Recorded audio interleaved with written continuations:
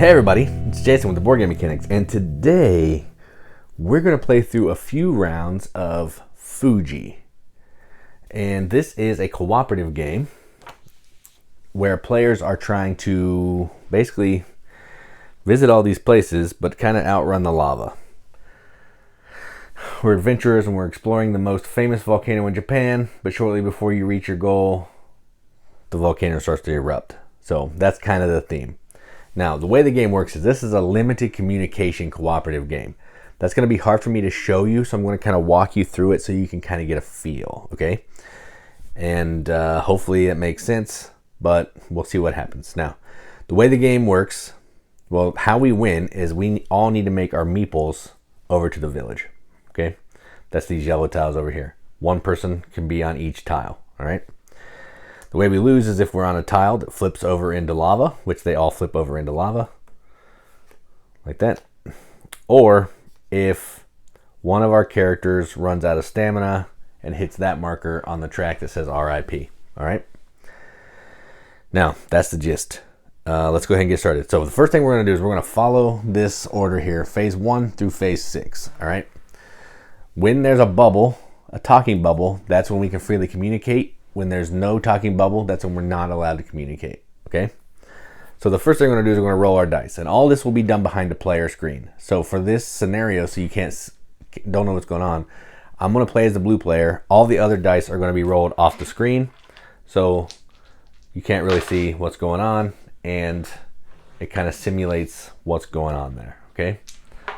So let me roll these. All right, now I'll roll mine. You can see what happens. So I'll roll my dice.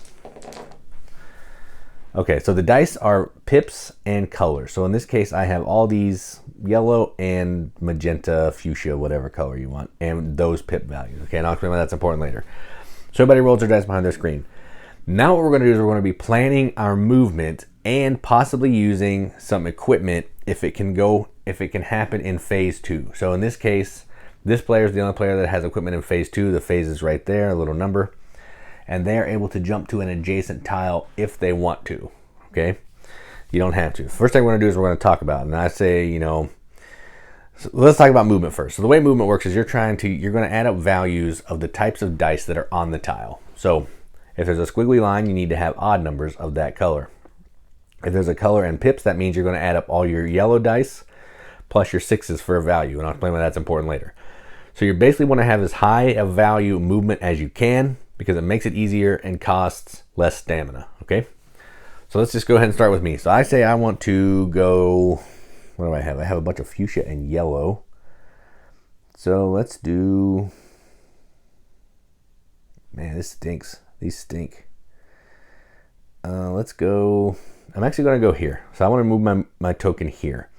You use this token to mark your destination that you wanna move, okay? So now everybody knows that I think I have a super high value of dice in all 3 colors. Now they don't know what I have, but I'll say it. So I'll ask anybody, hey, does that look good to everybody? Am I going to be safe to go? And this player would say, the purple player will say, yeah, it's a little risky in my book.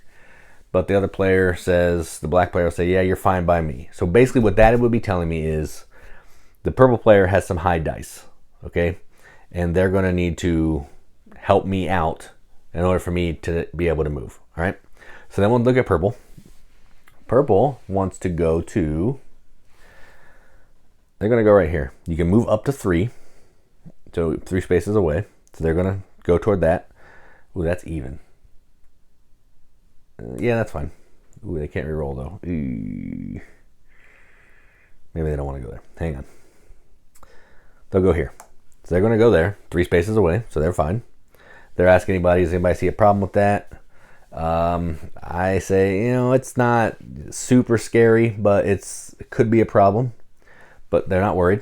Again, you can't talk about the numbers of dice. You can just talk about kind of the colors that you have. And then black wants to go here.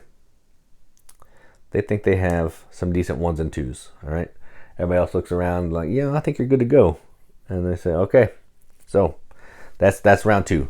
Now, phase 3, we're all going to re-roll. Now, there's some stipulations on how many times you can reroll. Oh, I don't actually move that guy. Sorry. Let's see.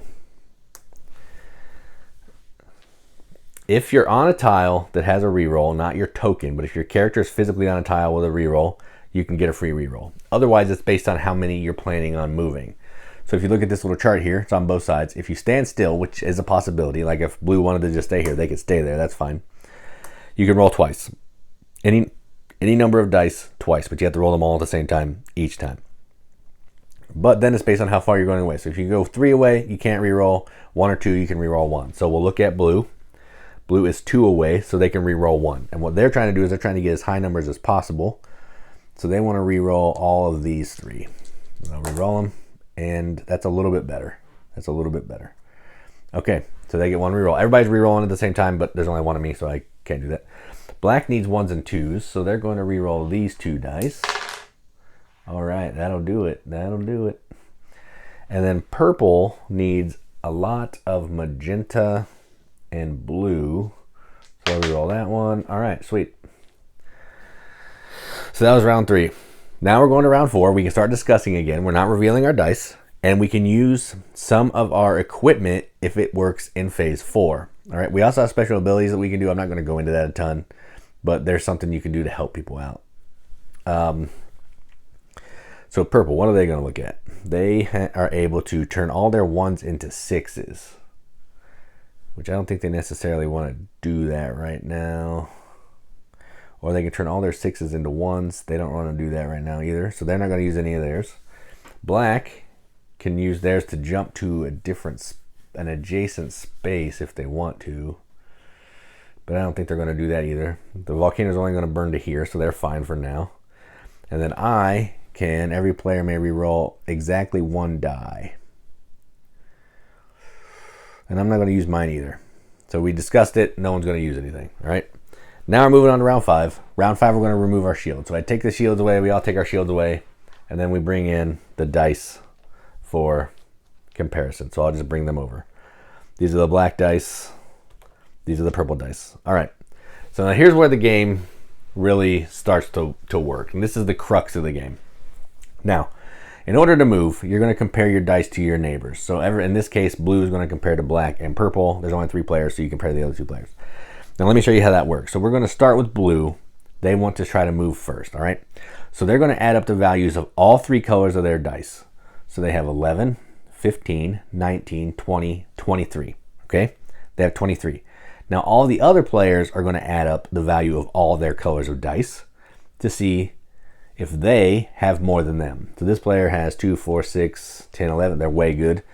6, 11, 14, 16, 21. And when I have 24, so I have 24. This player has 21, so that was risky. That was scary. But I am higher than all the other players, okay? This is the highest player, so that's the only one I care about. And I'm higher by 3, okay? So first thing I do is I'm going to move. So blue gets to move here. Take your token back. Then you're going to look at this chart, and you're going to see what the difference of the dice is. If it's 7 or more, you take no stamina loss. But I'm at 3, so I take 2 stamina loss. Losing stamina is bad, because that is how you can lose the game. All right? So that was blue. They're done. Now we'll go with purple. Purple is going to add up all of their fuchsia and blues. So they have 21, because we just did that math. And then this player will have 6, 11, 15, 18, 19. So they have 19. This player has 8. So 24 to 9 or 21 to 19. That's scary. So they're above by 2. So first thing we do is we move. Take your token back. Then we'll look at this chart. 2 gives you 3 stamina loss. That's scary. All right, now black. Black is going to move with 1s and 2s. So let's keep these over here because we need to see those. These are the only dice that matter for this for me.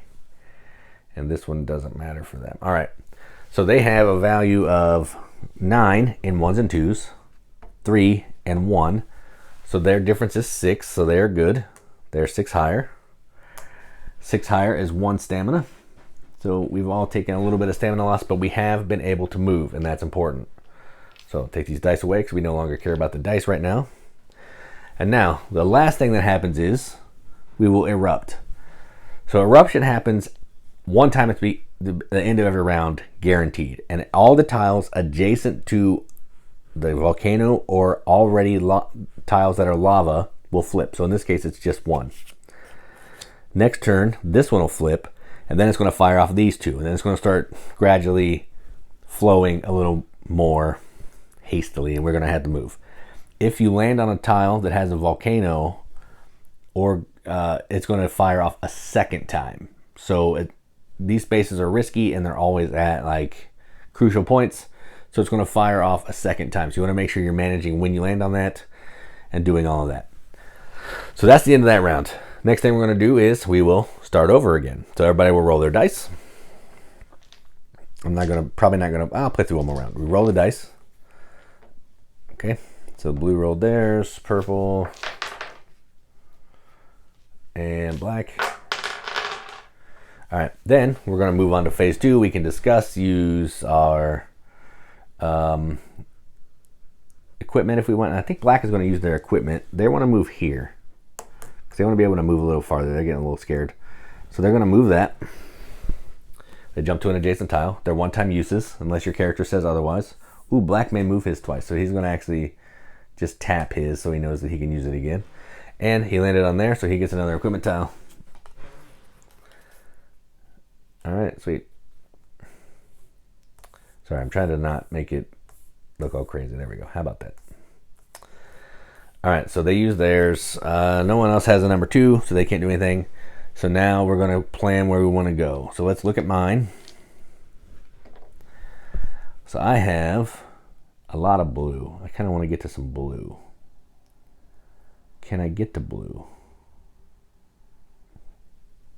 Yeah, I'm just going to move one right here. You can move to a destination where someone else is. That's fine. You just can't intentionally be where someone else is. And purple, they want to... I think they want to go right here. They're going to try for that. They ask around. Everybody else says, yeah, looks good by me. No issues. I asked that same question. Looks good by them. Again, that could... I don't know what that means necessarily, but I'm taking it as okay. And then black wants to... Ew, yuck. Blacks are terrible.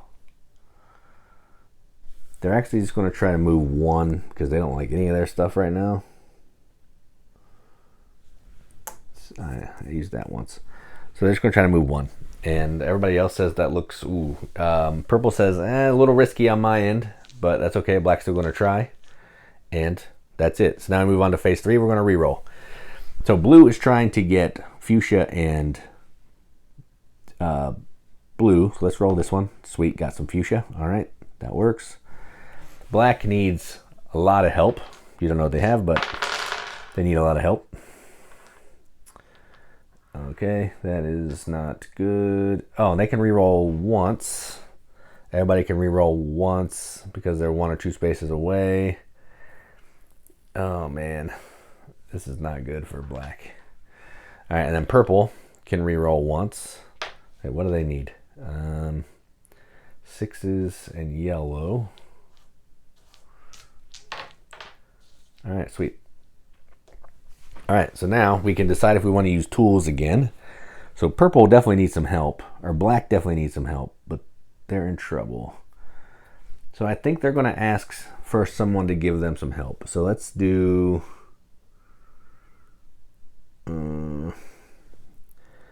they would like someone to give them a die. So they're going to use this fire lighter. And I think they want odd yellows, so purple will give them a die. They're going to give them a 3 yellow. Okay, they'll give it back at the end of the round. Blue, what do they have? Every player must re-roll exactly 1 die. And I think they're going to use that. Every player gets to re-roll 1 die. Yellow really needs some help, so they're going to re-roll a die. Dang. All right, that did not help. Purple will re-roll a die. Didn't help them. And then I can re-roll a die. This could hurt me, actually. Same result. All right. And then this player, purple, could do some cool stuff. And they're going to turn all their 1s to 6s. All right, so they'll discard that. All right, so we've done all that. We talked about it, and now we're doing our thing. And now we are going to remove our player screens. So let's bring the dice in. Purple and black, they also have one of purple's dice. Okay. All right, now let's start with blue. So blue needs to have as high value of fuchsia and blue as they can. So they have 9, 11, 14, 17, 20, 5, and 6. So they're up by 14. They move no problem. They don't take any damage because they're above 17. All right, now we'll look at black. Black needs odd yellow, which is not good. They didn't have any when they decided to move. So they have 7. This player doesn't have any. This player doesn't have any, which is great. They're up by 7. They don't take any stamina. That was super risky. Good job. And they'll get their die back when they're done. And then purple, oh, we got to keep that, I guess. Purple is trying to get yellows and 6s. So they have 12, 14. No yellows or 6s. They have yellows. So they have 3, 6, 10, 11. So 16 to 11, that's 5. They still get a move because they successfully made their movement. But they're within 5, so they take 1 stamina loss. All right, then they take their die back. Move these out of the way. Then we're going to make the volcano go, and this one will burn. Next round, these 2 will burn. All right, and that's how the game's going to keep playing until you either everybody makes it to the village, or somebody dies from stamina loss, or somebody gets burned up by the fire. Also on the stamina track, there's damage markers. When you get a damage marker, you have to cover up one of these 4 things. You may lose your rerolls, you may lose your special ability, you may not be able to use tools, and you may lose a die. All right, so the farther you get along in stamina loss, the worse it's going to be for you. So that is how you kind of play, as well as I can show you one player, Fuji. If you're interested in our thoughts, our review, what we think of the game, components, and all that stuff, there'll be a separate video link in the video description. You can check that out. Otherwise, thanks for watching, and as always, keep gaming.